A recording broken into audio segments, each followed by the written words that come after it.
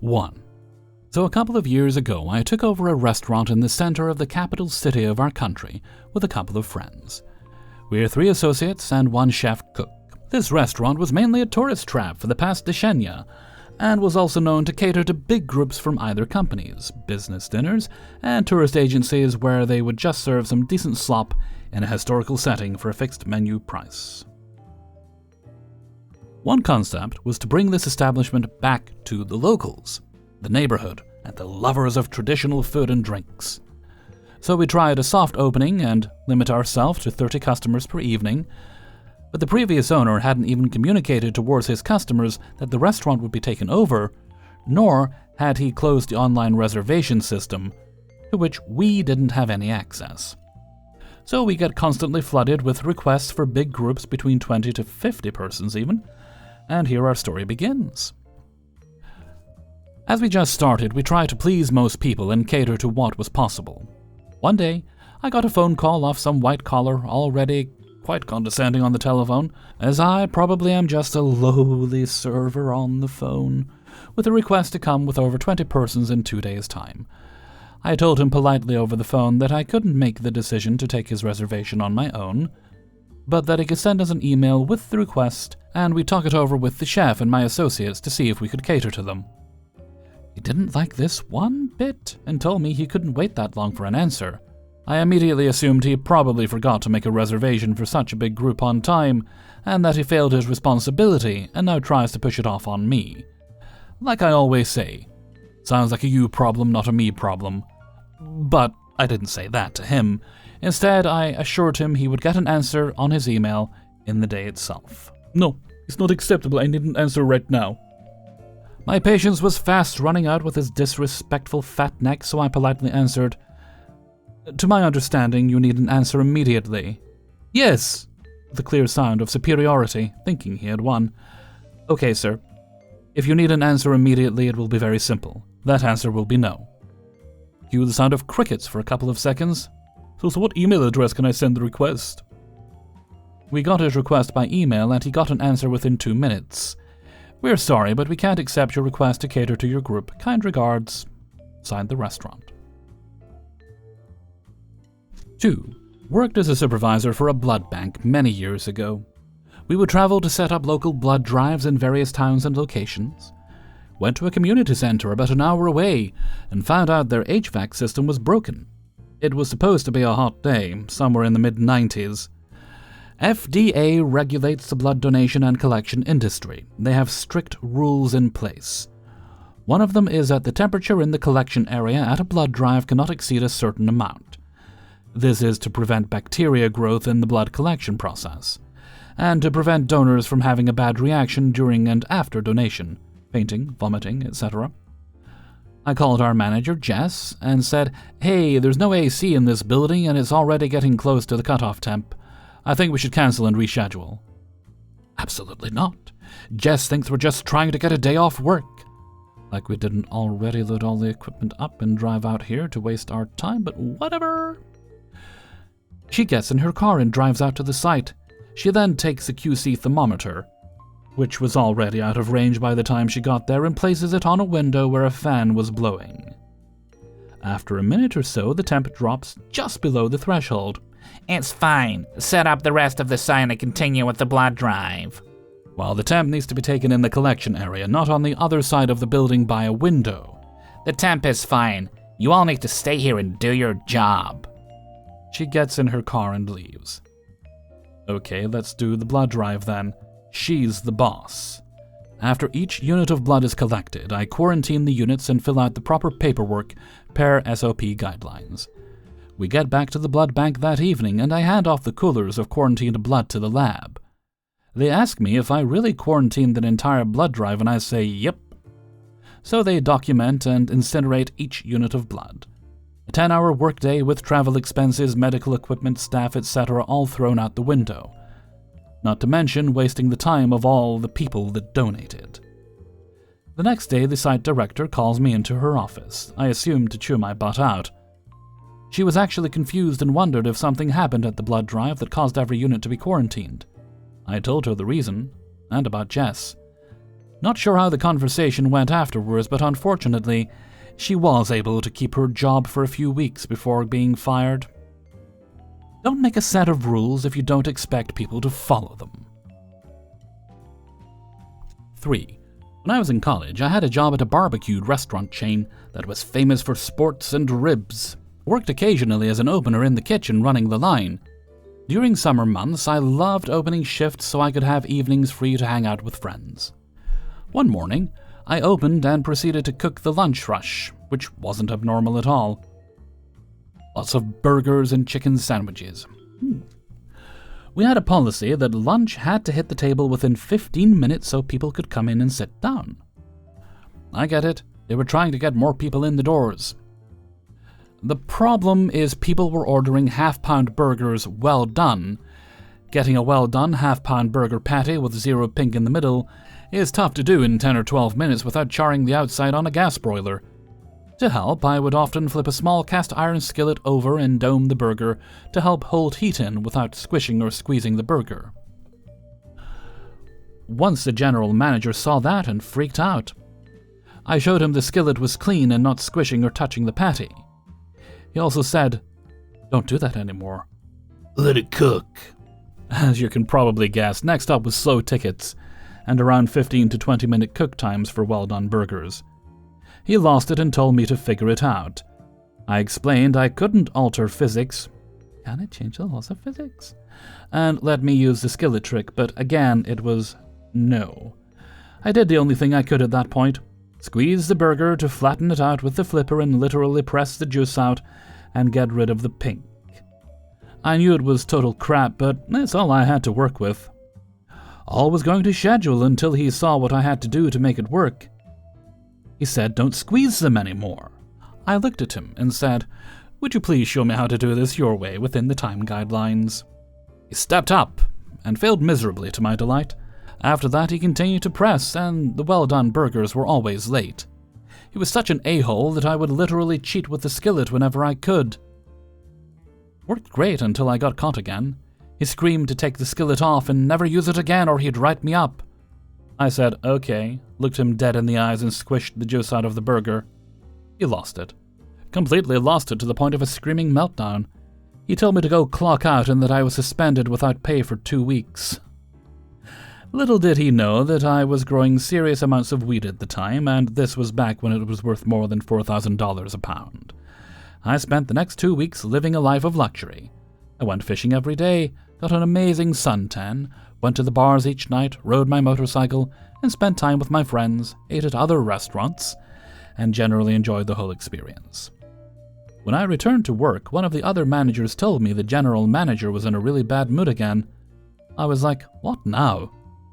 Apparently, he'd been buying my weed from other employees, not knowing it was mine, and couldn't find anything decent because I was gone for 2 weeks.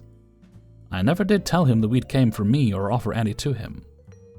To my surprise, he'd been cooking during the day and told me when I came back the skillet trick was fine, and the only way he could keep up at lunch with burgers was to use the same trick. He never apologized, but that little victory gave me some satisfaction. That was my first ever 2-week vacation since I was a kid living with my parents. 4. My family and I moved into a house in 2008. 5 bedrooms, 3,200 square feet, $1,600 a month. It was a decent price in 2008, and the rent stayed the same for many years. Since I'm reasonably handy, I would fix things myself rather than bother an old man. I lived there so long that I also made quite a few upgrades. In 2024, the owner passed away and his son inherited the property. What's that, ominous music? A week later, he gave notice of intent to inspect the property. During the inspection, he kept trying to open drawers and look through my belongings, which isn't legally allowed, and was rude when I stopped him.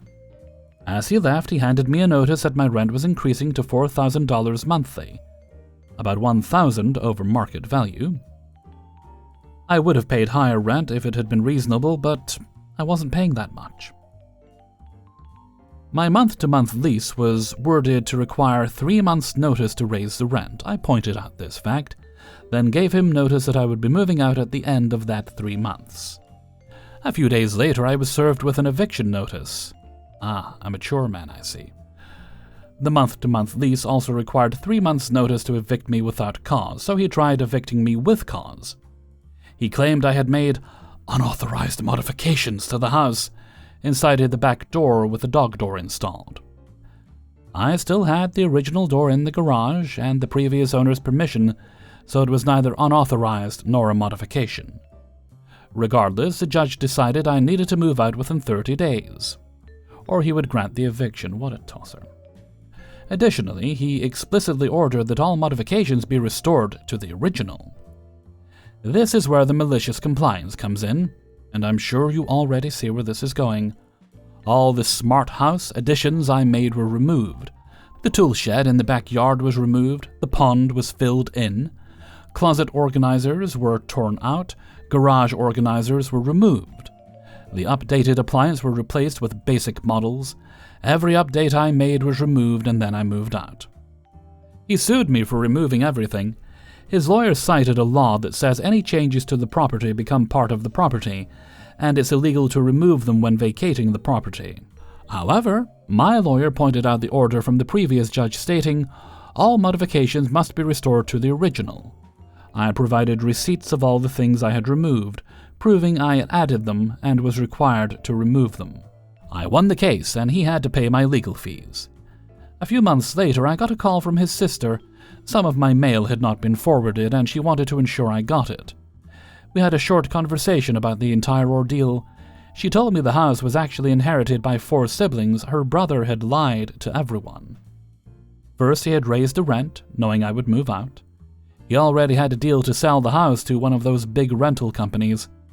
He told his siblings the house had negative equity, and nobody would get anything from the sale. In reality, the house was paid off and worth about $700,000. They had made an offer on the house, which included all the stuff I later removed. He couldn't afford to replace everything, so they took him to court over the sale. Since all 4 siblings were listed as owners, all were named in the lawsuit, which is how they learned the truth. In the end, the house sold for $550,000.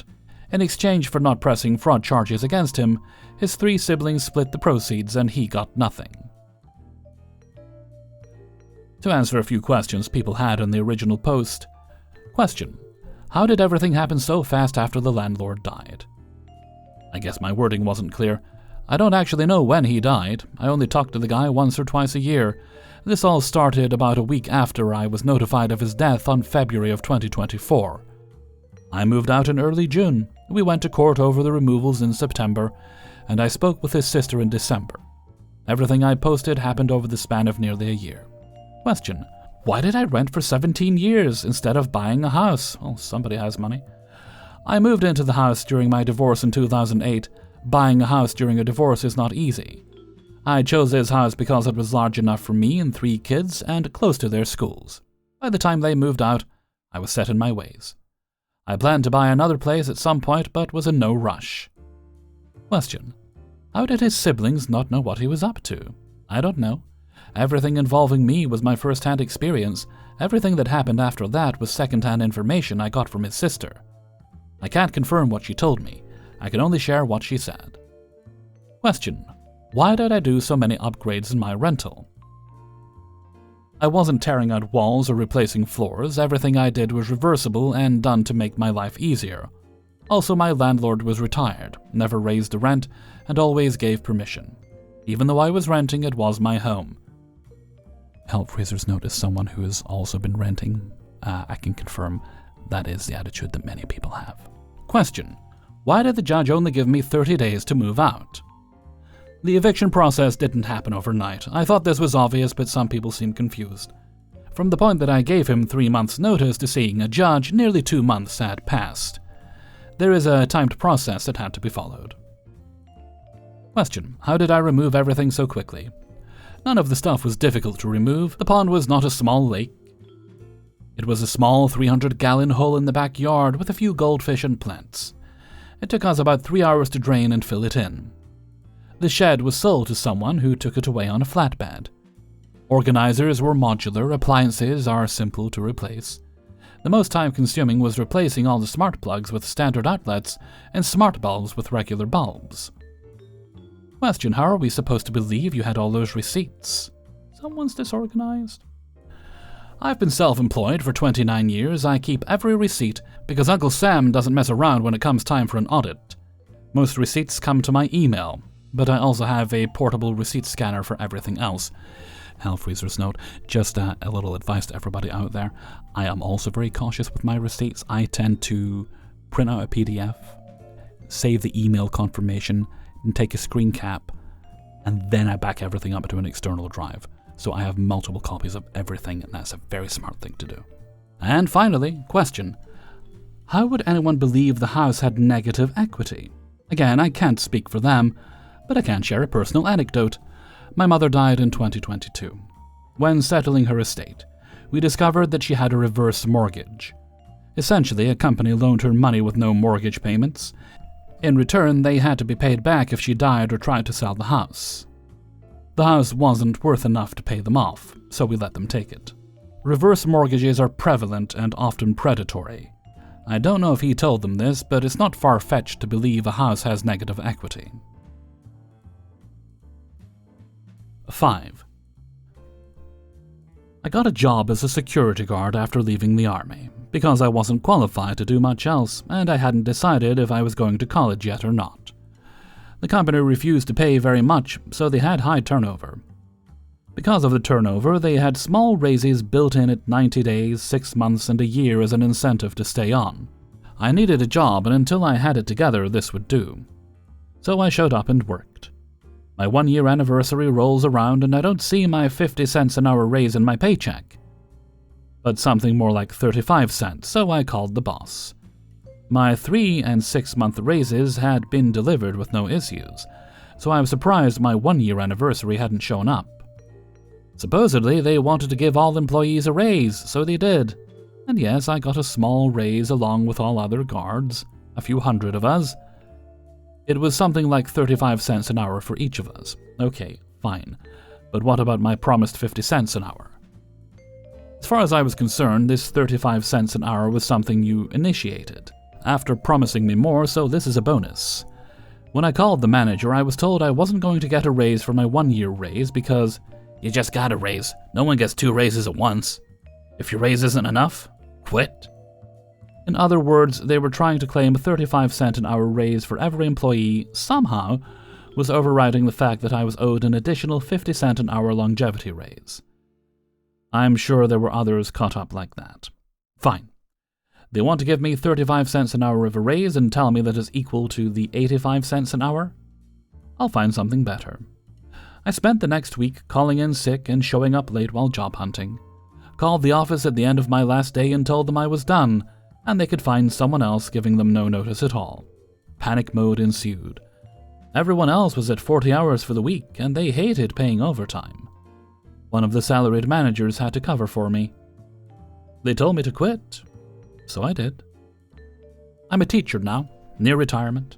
My raises are still crap, but at least I can barely live off of it, and I have a crummy union for now. Which is more than I had then.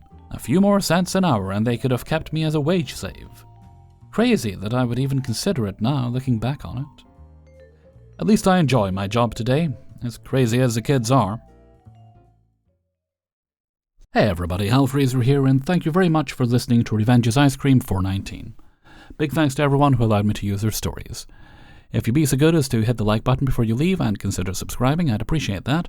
And do consider supporting me on my Patreon page, which is linked in the description, as is my merchandise store on Teespring. If you choose to support me on Patreon, you get early access to the videos on Monday. Okay, no more business, so let's move on to Hellfreezer's question of the day. And today's question is: those of you who enjoy eating fries, or if you're in the UK, chips as we call them, they may have other names in other areas of the world, especially the places that don't speak English. I'd imagine they would. What do you like to put on them? This might just be me, I'm not a big fan of ketchup. Well, I don't hate the taste, I just don't buy it much. If it's there, I'll use it, but I don't really buy it. I like to put something we call brown sauce, which is a very tangy sauce. And I also like to put salad cream. Or garlic mayo is also good. Let me know what you think in a comment below. And before we go, we'll take a look at the answer of the day from a previous video. And today's answer comes from Revenge's Ice Cream 326.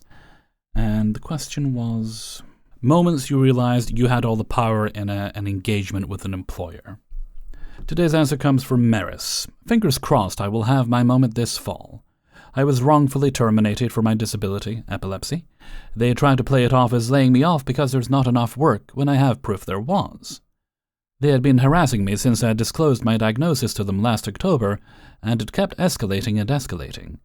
After they triggered me into a severe seizure by ignoring my accommodations in a Zoom meeting in mid-April, I told my supervisor about the seizure after the meeting. I usually didn't tell him about seizures they caused me to have from this, because I'd usually recover after 30 minutes, but this one I wasn't recovered from after an hour. After telling him, my workload disappeared. I had no work for a month, and coworkers acted weird and distant when I tried to talk to them. Then they fired me. I reported them to EEOC and start going through court in fall. Well, Maris, I really hope that we're almost a year on from that now, about 11 months, time of recording.